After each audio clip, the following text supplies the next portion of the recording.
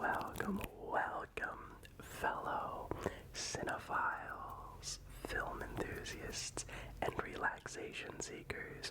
My name is Cinephile ASMR, and today we are talking about Shazam, Fury of the Gods. Fury of the Gods follows Billy Batson and the rest of his foster family after they all have attained superpowers, and when the new foe, the new threat, is the Daughters of Atlas trying to reclaim their position, their land, and their power, they have to stop and fight them to protect their city. It is a very odd time to be a DC Universe fan. I think for me, I'm very optimistic about the future of where the stories, the universe is going to go. James Gunn is a visionary that I will walk through fire with. With that said, I, as a fan, I cannot help but feel very kind of skewed, and the cracks in the universe from the before to what it is now and what it will be for the tomorrow really is starting to show,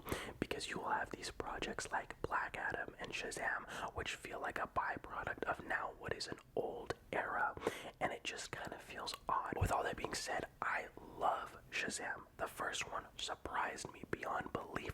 It filled me with a sense of comfort, love, and warmth, but also being such a huge reminder as to why superhero films on a smaller scale matter so much. It was made with the smaller budget. It was directed by a filmmaker who's done a lot smaller movies, but with that all coming together, it really made a story so endearing about finding a family within one that you create, giving yourself up to others. It was just such a thing that I felt if I was younger, I would put it online with the Raimi films. So I went into this actually very excited, and I went in to a practically empty theater on a Thursday night, which feels very odd and might be a sign of the times, or just the fact that not many people are a fan of Shazam as a property, or both. I don't know, but it just felt really odd stepping into the theater.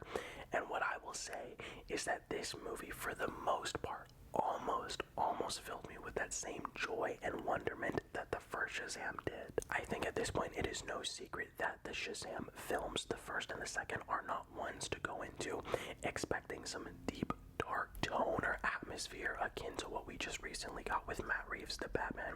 This is a much lighthearted yet very emotionally enriching story about a boy who has been abandoned by the system, by his family, and is now seeking some sort of attention or craving of a familial unit, and he uses the ideal of Shazam as a means of fighting for what he wants on a much bigger scale.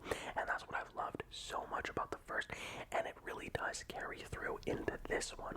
You have much higher stakes, much bigger action, a lot more grand set pieces, but it really does almost really keep a through line of that emotional core. I will say though, diving into a bit of one of my faults, this film I feel is a bit grander than it can handle. This comparatively is much bigger, much bigger from the story and the ideas that it poses.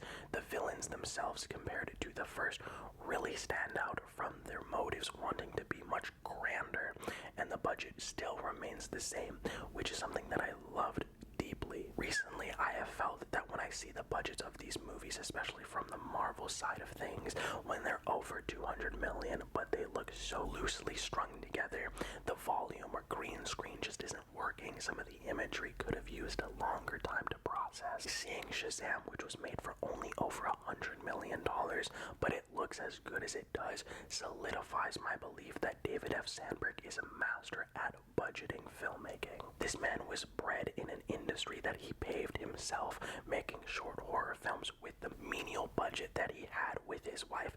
And I will say, side note, if you do pay attention and are fans of David F. Sandberg and his wife, they're both in the movies, brought the stupidest grin to my face. You had no idea. But there is so much of this movie that requires a lot of CGI, from the set pieces to just flying, and every ounce of it felt so real, honest, and well thought out. I really enjoyed that. While I do think the emotion does take a step down in service of a much larger, denser, more packed story, it is still very much there, and the themes of that familial ties really translates a lot better in some aspects, but also a lot less impactful this time. To put it really into perspective, think of the first one as an evenly seasoned meal of emotion, where this is sort of sporadically infused with a lot more set pieces in the way. But before I really dive into my flaws with the film, because this is not perfect, I think it is a really good time, but there is things that hold it back from being great and almost as good as the first. I think for me, what this movie did the best was it reminded me as a comic book fan why I love these movies in the first place. Shazam takes the opportunity of showing the everyday people. That was the best thing for me. And what do I mean by that exactly? Well, I grew up in the Raimi era, and Sam Raimi did a phenomenal job at showing the everyday person that Peter Parker, but more so Spider-Man, would engage with the people that he's fighting for, the city that has created who he is. So much attention was given to the people that Spider-Man would protect. You would get like these little interactions with them, and it was just perfect. And this movie has quite a bit of that, and it really just made me realize we don't get that anymore. Post-Endgame comic book movies, I think, really do utilize the fact that these superhero films have been made for so long that they start getting bigger and bigger, but at the expense of more intimacy. And I just gushed at every moment that Shazam would engage with these people, and it really created a much more fleshed out, well-rounded city that he lives in and operates. And finally, I have to again give it to David F. Sandberg, because he comes from horror film roots, and I didn't think that they were going to translate that again as they did in the first Shazam with the monsters, but I think this movie actually doubles down on that. There is a dragon design in this movie, and maybe it's the way that it roars or just the creature design especially, but I was entranced by it, and it leads to honestly a comic book feel finale, that there is shots in the movie that feel straight ripped out of panels of the comic book. I loved it. Again, though, this movie is not perfect by any means though, and I think to me, also a weird side note before I dive into it, there is so much product placement in this movie. There's even an entire couple lines dedicated to it. It felt kind of jarring at first, and then I kind of sunk into it, but it still felt really weird. I don't know, maybe there's just better movies that do product placement, but for this, I just wasn't really feeling it. But again, my biggest flaw with the movie is the scale that it attains. I think the biggest thing is the villains themselves. They're very one-note, very one-dimensional. Their motivations are nothing that we haven't seen before, and the performances are decent enough to uplift it, and it really does progress the plot.